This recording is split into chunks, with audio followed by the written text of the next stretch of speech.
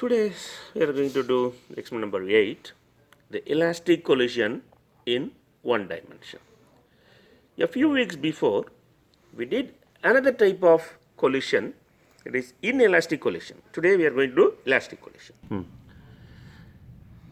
The objective of this experiment to verify the principle of conservation of momentum for elastic collision in one dimension. We are going to verify the principle of conservation of momentum. And this one is the schematic diagram of the equipment we are going to use here. And we have the glider of mass m1, the glider of mass m2. They are going to move on a platform. And there will be a friction between the object which are in contact with each other. There will be a friction between glider 1 and the platform, glider 2 and the platform. Since we are going to verify the conservation of momentum, any conservation principle I can apply only to the isolated system. What is the isolated system? The system should not have any contact with the surrounding. Now, since the system is in contact with the surface, the frictional force is present. I want to remove the frictional force or minimize the frictional force. How can I minimize it? By passing the air, compressed air through small hole, and the frictional force between the glider 1 and the platform, the glider 2 and the platform will be minimized, and thereby the glider 1, glider 2 made into isolated system. And this is before collision. Before collision, keep the glider m2 at rest and push the glider m1 with the initial speed u. U is the initial speed. This is moving and collide with this, and after collision, as per the elastic collision, the two gliders moving separately, moving with the different velocities. V1 is the final velocity of glider 1, V2 is the final velocity of glider 2. This is after collision, this is before collision. And being elastic collision, both momentum and energy are conserved. The conservation of momentum. The initial momentum should be equal to final momentum. What is the initial momentum? m1 into u. m1 is the mass of the first glider, u is the initial speed of the first glider. And glider 2 is at rest. The speed of the second glider is 0, therefore the momentum equal to 0. And after collision, the m1 is travel with the velocity v1, that is the momentum of the first glider after collision, m2 into v2. And the second glider is moving with velocity v2. Conservation of kinetic energy. In elastic collision, the kinetic energy is also conserved. Initial kinetic energy should be equal to final kinetic energy. The initial kinetic energy, we have two objects, glider 1, glider 2, of m1 u square. U is the initial speed of the glider 1 before collision. And glider 2 was at rest. Before collision, the speed was 0, therefore kinetic energy equal to 0. After collision, the glider 1 move with the velocity v1. Therefore, kinetic energy of the first glider is of m1 v1 square. The glider 2 moves with the velocity v2. The kinetic energy of the second glider is of m2 v2 square. This is the kinetic energy after collision. Now, we are mathematically playing with this, right? And dividing this equation, and after prolonged processing, we will get the final equation like this. U over V2 equal to 1 by 2 m2 by m1 plus half. What is U? Initial velocity of the glider 1. V2 is the final velocity of the glider 2. Half is the number, you know it. m2 is the total mass of the glider 2. m1 is the mass of the glider 1 plus half. This is looking like a equation of a straight line. This is y is equal to mx plus c. Y equal to mx plus c. This is y variable. This is x variable. This is m. M slope, theoretical slope value equal to half. Theoretical intercept value equal to half. We are going to do the experiment and going to calculate the slope. What should be the value of theoretical value of the slope? Half. I am going to compare the value of the slope what I get in my experiment. And if the value is, the theoretical value is half, I am going to compare the slope, theoretical value of the slope and the experimental value of the slope. This is the data I'm going to collect. The mass of the glider, first I'm going to measure the mass of the glider m1 in gram and initial mass of the glider m2. Why I put initial mass? Because we are going to change the mass of the glider to m2 equal to something gram. We'll measure the mass of m1, m2 and start this. Delta. What is delta? Delta is the extra load. We are going to add only to the glider 2. We are going to increase the extra load 10, 20, 30, 40 up to 100. And this is m2 plus delta divided by m1. m2 is this and delta is this and m1. Can you calculate this column by using the calculator before starting your experiment? And here we are going to measuring the two quantities here, u and v2. What is u? The unit is centimeter per second and the u is the initial speed of the glider 1 before collision. And v2 is the final velocity of the glider 2 after collision. We are going to measure u and v2. After measuring this, you are going to make the ratio u over v2. It has no unit because centimeter per second get cancelled. The ratio has no unit. We are going to repeat this experiment for different values of delta. What is delta? It's extra load added to the glider number 2. Pause. Now we are going to perform the experiment. Now we have the glider. This is m1, glider 1, the glider 2. And we are going to measure the mass. The glider can move over the surface. Now there is a lot of friction, therefore the glider cannot move. I want to remove the friction. I will tell you how to remove the friction. This is gate number 1. This will measure the initial speed of the glider 1. And this is gate number 2. This will measure the final speed of the gate number 2, the glider 2. And this is the timer I'm going to use. This is for measuring u, this is measuring v. And first let me come one by one. There is a friction, the system is no more isolated. I want to minimize the friction. How can I minimize? I'm going to pass the air through small holes. There is a small holes. If I pass the air, compressed air through small holes, the friction will be minimized. Then you will see. And this is the compressed air compressor. I'm going to switch on this and pass the compressed air. Now see this. The friction get minimized. This is moving very freely. Now in the elastic collision, after collision the two objects move separately with a different velocity. Now see this. After collision, both are moving with a different velocities. Now, let me set the timers. Today, switch on this. Today I am going to measure the speed and use this button. Speed. I am going to measure speed. What mode? One gate mode. Because I am going to measure the u by using only one gate. And one gate mode. When the system is ready, you can press the start button. Similar way, I am going to set the other timer also. This is also speed, one gate mode. Once the system is ready, you can press the start button for starting measuring. Now the next step is, I am going to measure the mass m1 and m2 by using triple beam balance. This is a triple beam balance. We have triple beam. First I am going to set this the 0. This is not 0. It's just below 0. I am going to adjust this to 0.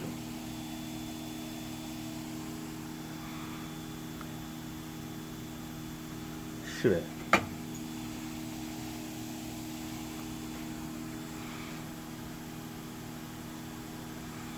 Now check this.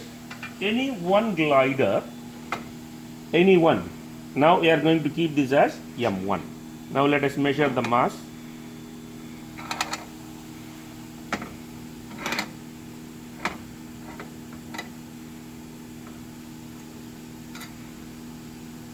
Now see this? Okay. It is 200. I can make this.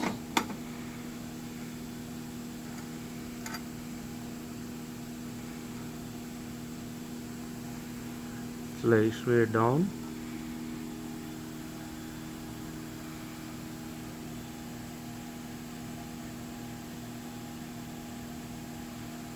See, this coincides 0.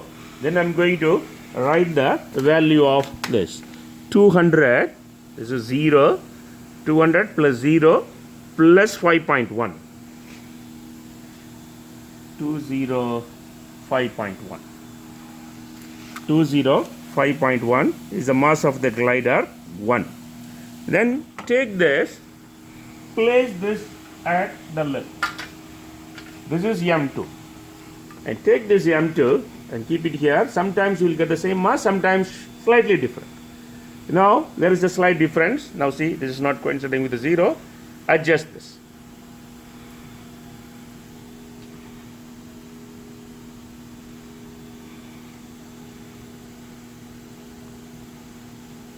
Now 0. This is 200, 0 plus 4.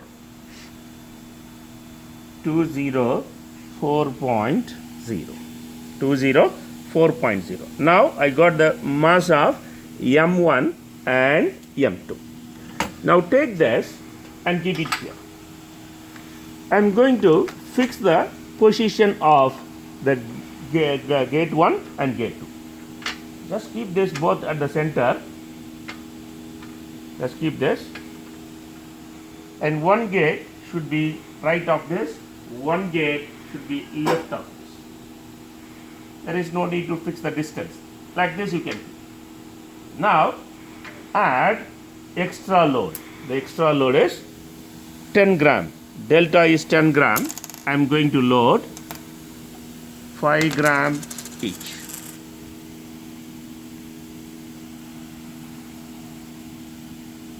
I am going to add 5 gram left side, 5 gram to the right side. Now this instrument is ready.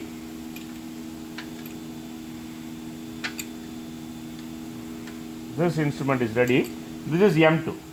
Keep the M2 here and M1 should be here.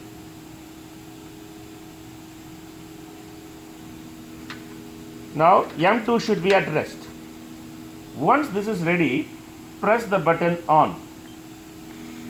Now see this, press the button, you should get the star. Now the M2 is at rest. M1, see this, I am going to push this slowly. It's moving. Now you can get one more time.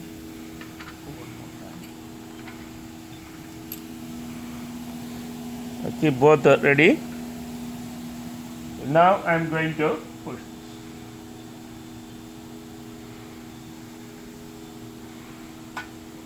this. This is your speed U.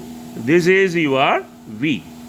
Now U is 7.7. U is 7.7. V2 is 7.0. The next step, the extra load is 20 gram. Now change this gram, remove this 5 gram, 5 gram. Now extra load is 20 gram. Add 10 gram. 10 gram here, 10 gram to other side. Again, keep this here. Switch on this. Again, make this star. Press the black button, make it star. Now I am going to push this. This is U, this is V. Now look at here. Now the new U is 7.4. 7.4. And V2 is 6.6. The V2 is 6.6.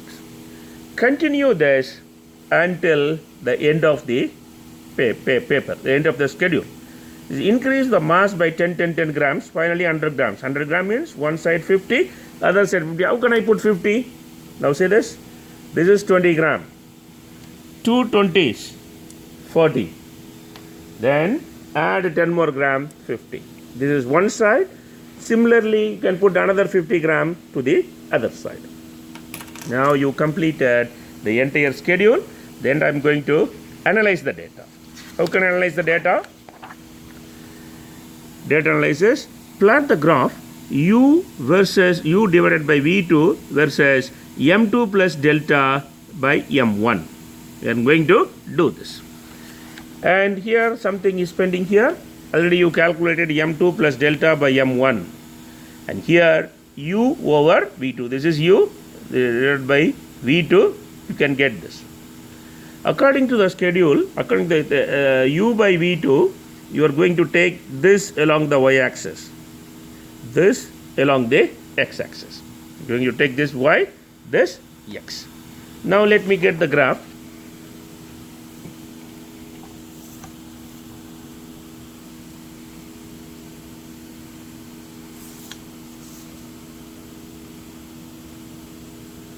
This is u over v2. There is no unit for this.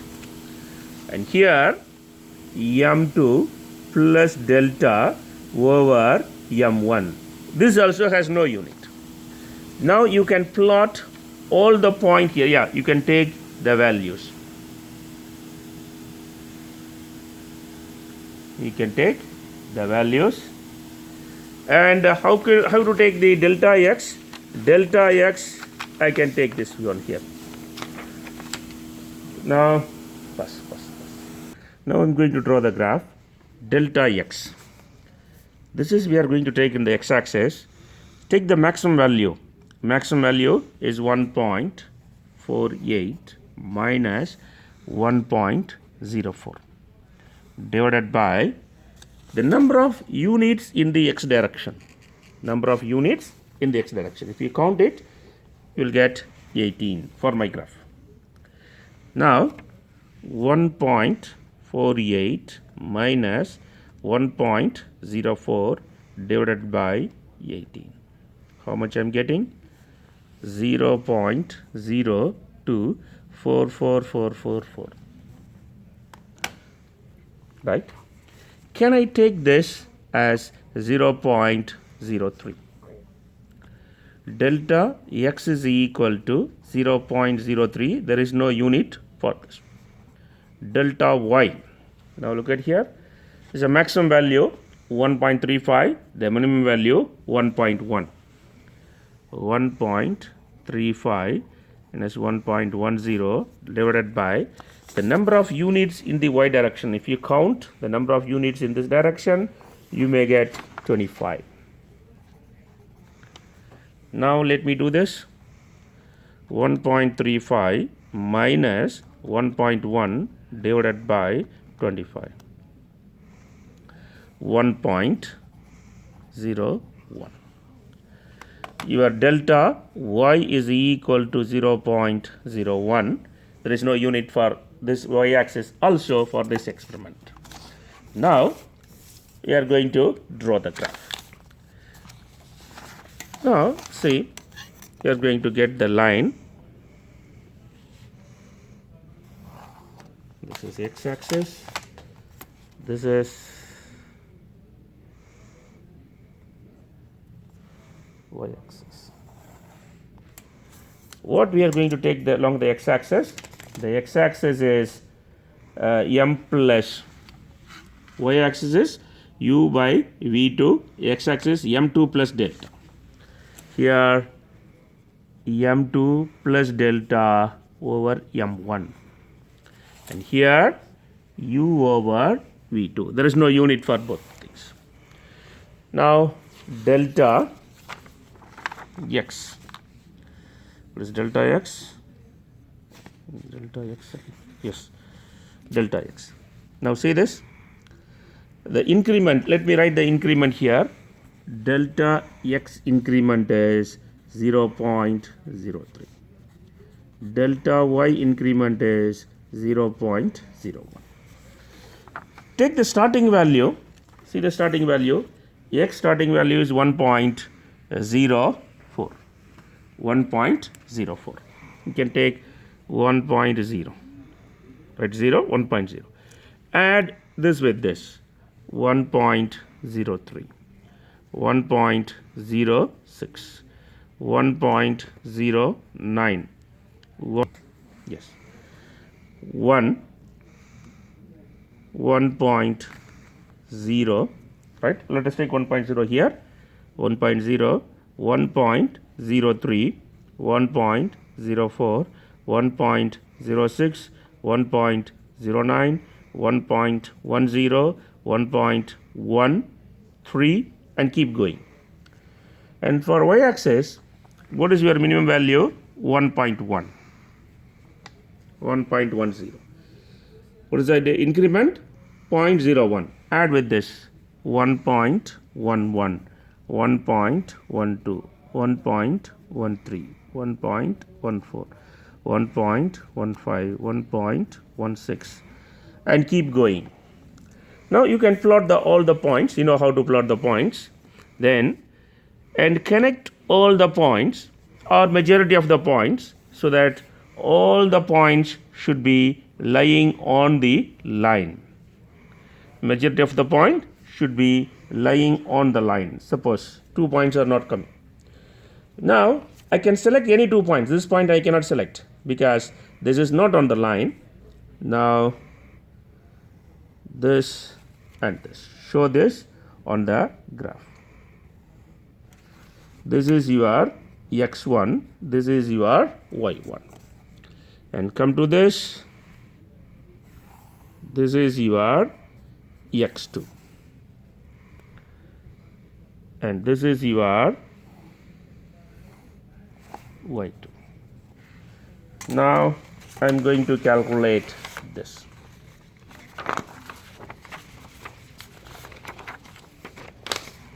Your slope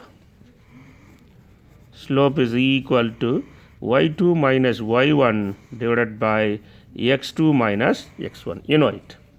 There is no unit for this. There is no unit for y-axis. There is no unit for x-axis. Now you get the slope, some number. Now coming to the percentage of error, theoretical value of the slope is half. And what about the experimental value? Now I am going to calculate. The error is slope value. How much slope value you got? Just write it. Minus half divided by half into 100. This will give you the percentage of error. How much percentage of error you got? The error percentage should be as small as possible. Percentage of error as small as possible. Then I will explain you the major and minor source of error in the class. And the conclusion, what conclusion you should write, I will explain these 2 things in the lab class.